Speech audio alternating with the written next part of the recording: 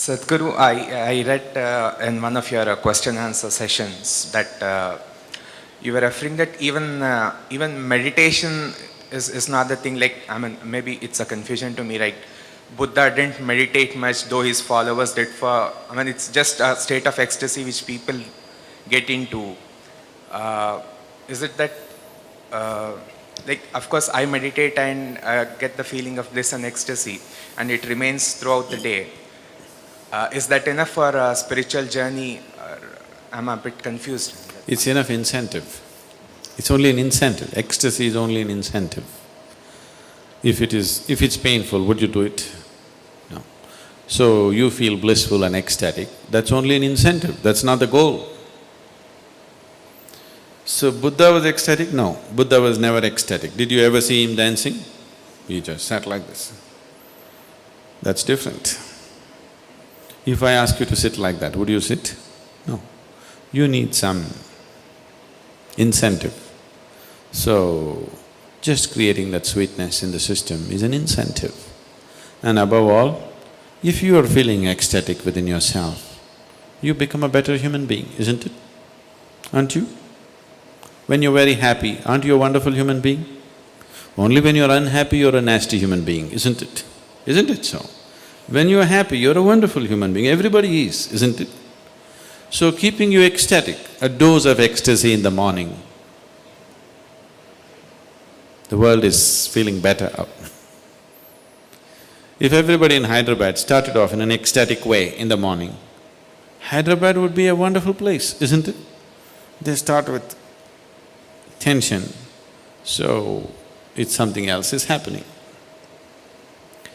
So ecstasy is not the goal of meditation, it is just an incentive to keep you going, because otherwise you wouldn't go.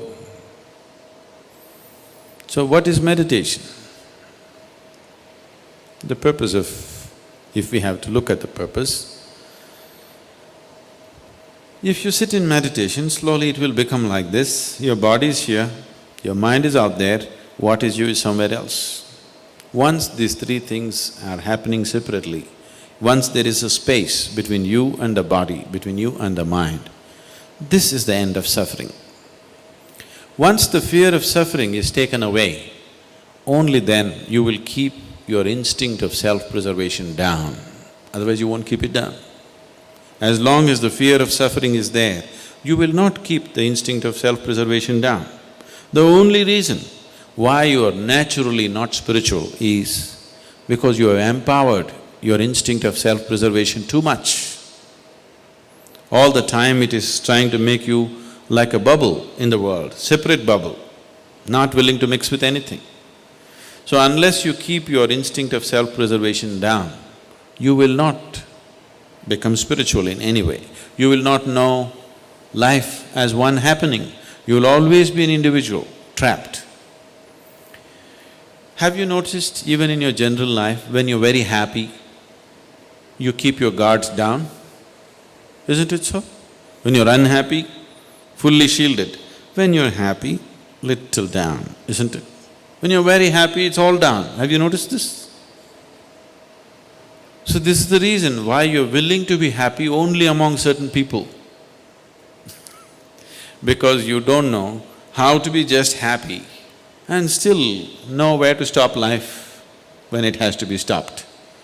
You're willing to be happy only with 5 people in your life because you think that is the only safe atmosphere where you can be happy, because you have always understood happiness as a certain vulnerability.